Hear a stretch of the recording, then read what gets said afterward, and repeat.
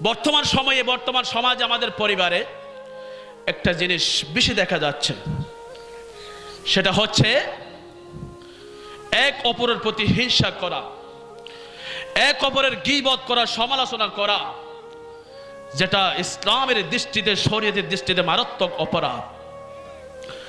যেই সমাজে হিংসা থাকবে, যেই পরিবারে হিংসা থাকবে, ওই সমাজ, ওই পরিবারে কখনো শান্তি আসতে, কারণ মানুষের শান্তি ধ্বংস করার একমাত্র মূল হচ্ছে এক অপরের প্রতি হিংসা বিদ্বেষ রাখা, এক অপরের সমালোচনা করা, গীবত করা।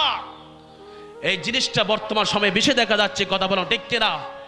আমরা এক অপরের উন্নতি সহ্য করতে পারি না, এক অপরের ভালো সহ্য করতে পারি না।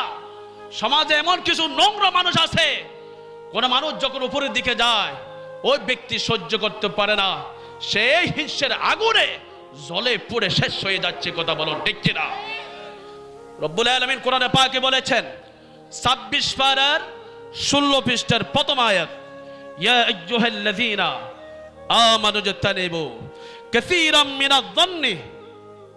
হে ঈমানদার বান্দারা, মুশরিকদেরকে বলতেছেন আল্লাহ, মুনাফিকদেরকে বলতেছে না, বেঈমানদেরকে বলতেছে না, যারা ঈমানদার, যারা আল্লাহ এবং নবীর উপরে ঈমান এনেছে, তাদের উদ্দেশ্য করে আল্লাহ ঘোষণা করে দিচ্ছে, হে মুমিন বান্দারা, ইজতানিবু, তোমরা বেঁচে থাকো, নিজেদেরকে হেফাজত করো, কাসীরাম মিনায-যন্নি, বেশি বেশি করে ধারণা করার ব্যাপারে তোমরা বেঁচে থাকো। ইন্না বা'দায-যন্নি ইসমুন, কেননা কিছু মানুষের অনুমান, কিছু মানুষের ধারণা গুনাহের কারণ হয়ে যায়, নাউযুবিল্লাহ। উদাহরণস্বরূপ, আমাদের একটা স্বভাব, আমাদের একটা চরিত্র, কোন একজন বান্দাকে দেখলাম তার ব্যাপারে খারাপ ধারণা করছি, ঠিক কিনা? ওই বান্দার ব্যাপারে সে আসলে জানে না, বাস্তবতা জানে না, আসল হাকিকত সম্পর্কে জানে না, দেখলো, চোখে দেখার সাথে সাথে সে খারাপ একটা মন্তব্য করে ফেললো, ঠিক কিনা? যারা এক মুসলমান অপর মুসলমান ভাইকে দেখার সাথে সাথে খারাপ মন্তব্য করেছে, খারাপ কথা বলেন নাই, খারাপ মন্তব্য করেছেন, অন্তরে ধারণা করেছেন, এটা একটা গুনাহের কারণ হয়ে গেল, নাউযুবিল্লাহ। এরপর আল্লাহ বলেন ওয়ালা তাজাসসু, ওয়ালা তাজাসসু, ও আমার ঈমানদার বান্দারা, তোমরা এক অপরের দোষ তালাশ করিও না, এক অপরের দোষ তালাশ করিও না। ওয়ালা ইয়াগতাব বা'দুকুম বা'দা, তোমার ভাইয়ের অনুপস্থিতিতে তোমরা এক ভাই অপর ভাইয়ের সমালোচনা করো না, দোষ বর্ণনা করো না, গীবত করো না, সমালোচনা করো না। কার আদেশ? কার আদেশ? উচ্চ আওয়াজে বলি, কার আদেশ? আল্লাহ বলেন আইয়ুহিব্বু আহাদুকুম আন ইয়াকুলা লাহমা আখিহি, ও আমার বান্দারা, তোমরা কি, তোমাদের মাঝে কি এরকম কেউ আছে যে আপন ভাইয়ের, আপন মরা ভাইয়ের গোশত খাবে, আপন মরা ভাইয়ের গোশত হবে?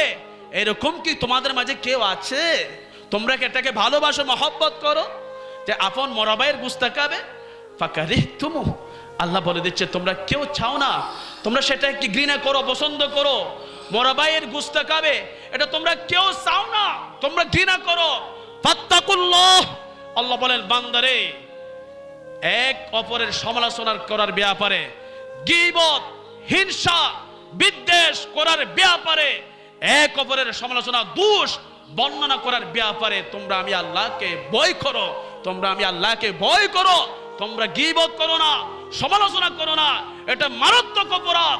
যারা গীবত করে, সমালোচনা করে, হিংসা করে, এসব খারাপ চরিত্রের কারণে পরিবারে অশান্তি নেমে আসে, সমাজে অশান্তি নেমে আসে।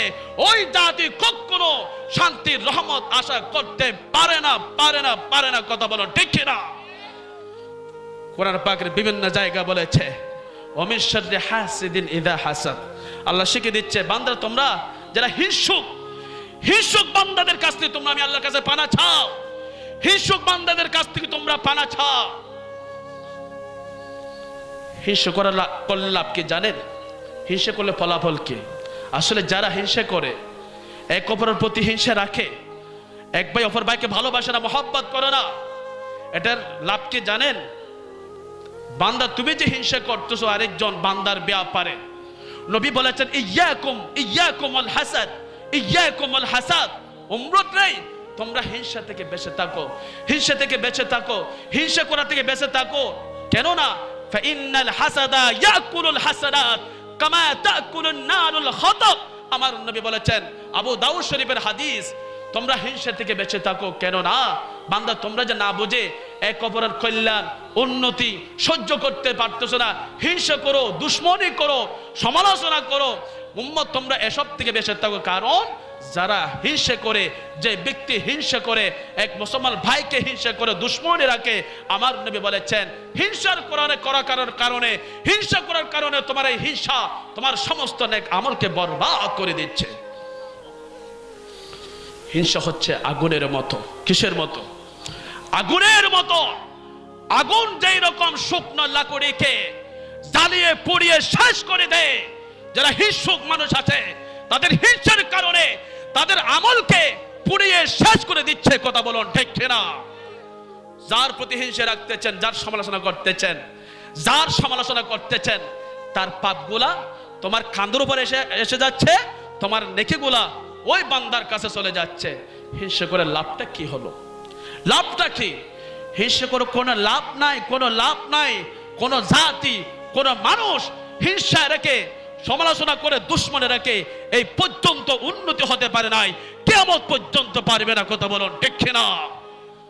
আল্লাহ আমাদেরকে এসব দুশ্চরিত্র থেকে আল্লাহ আমাদেরকে হেফাজত করুন। হিংসা এটা ইবলিস শয়তানের গুণ, বৈশিষ্ট্য, ইবলিস শয়তানের কাজ। হিংসা রাখা সর্বপ্রথম আদম নবীর নিয়ামত দেখে, মর্যাদা দেখে ইবলিস শয়তান হিংসা করেছিল। সর্বপ্রথম হিংসা করেছিল ইবলিস শয়তান। যে হিংসা ইবলিস শয়তান আদম নবীর প্রতি হিংসা করার কারণে ওই ইবলিস জাহান্নামে হয়ে গেছে, আবাদ জাহান্নামে থাকবে। অতএব আমাদের সমাজে, পরিবারে যেসব বান্দাবান্দির মানুষেরা হিংসা করে, হিংসা করার কারণে বান্দা এই হিংসা আপনাকে জাহান্নামে নিয়ে যাবে। যারা হিংসা করে তারা শয়তানের ভাই, তারা শয়তানের দলের মানুষ। আর যারা এক অপরকে মহব্বত করে, ভালোবেসে বুকে টেনে নেয়, তারা আমার নবীর আদর্শ পালন করলো, আমার নবীর সুন্নাহ পালন করলো, ওই সব বান্দারা নবীর সাথে জান্নাতে থাকতে পারবে। আপনারা কি শয়তানের সাথে জাহান্নামে থাকতে চান, নাকি নবীর সাথে জান্নাতে থাকতে চান? এইসব দুশ্চরিত্র আল্লাহর ওয়াস্তে পরিহার করুন। এসব দুশ্চরিত্র পরিহার করুন। কোনো লাভ নাই, কোনো লাভ নাই। নিজের ক্ষতি। আল্লাহ আমাদেরকে হেফাজত করুন। আজকের মাহফিলকে কবুল করুন। সবই আমার জন্য দোয়া করবেন ইনশাআল্লাহ। আমি আপনাদের জন্য সবসময় দোয়া করব। প্রথমে এসে আমি আপনাদের জন্য দোয়া করেছি অন্তর থেকে আমি সবার জন্য প্রথমে দোয়া করেছি, খুশি হয়ে দোয়া করেছি। আমি আমার বাসা নাই প্রকাশ করার মতো কিরকম আজকে আমার ভালো লাগছে আপনাদেরকে দেখে। আল্লাহ আমাদেরকে এক অপরের সাথে মিল মহাব্বত ভালোবাসা রেখে সুন্দরভাবে জীবন যাপন করার তৌফিক দান করুন। পরিশেষে কথা বলছি, সর্বশেষ কথা, যদি জান্নাতে যেতে চায় 1 নম্বর আল্লাহর ইবাদত করা লাগবে। কার ইবাদত? 2 নম্বর নবীর মহব্বত লাগবে। কার মহব্বত? নবীর মহব্বত ছাড়া জান্নাতে যাওয়া লা ঈমান লিমান লা মুহাব্বাত লাহু। যার ভিতর নবীর প্রেম নাই তার ভিতর ঈমানের পূর্ব শর্ত হচ্ছে নবী প্রেম, নবীর ভালোবাসা। প্রথম নম্বর হচ্ছে আল্লাহর ইবাদত করা লাগবে, নবীকে মহব্বত করতে হবে, নবীর ভালোবাসা লাগবে। 3 নম্বর আউলিয়া কিরামদের সুহবত। 4 নম্বর মা বাবার খেদমত। এই 4টা আমল করতে পারবেন তো ইনশাআল্লাহ। সবাই আল্লাহকে হাত তুলে দেখান, হে আল্লাহ আমাদেরকে কবুল করুন, হে আল্লাহ আমাদেরকে 4টা আমল করার তৌফিক দান করুন। আসসালামু আলাইকুম ওয়া রাহমাতুল্লাহি ওয়া বারাকাতুহু।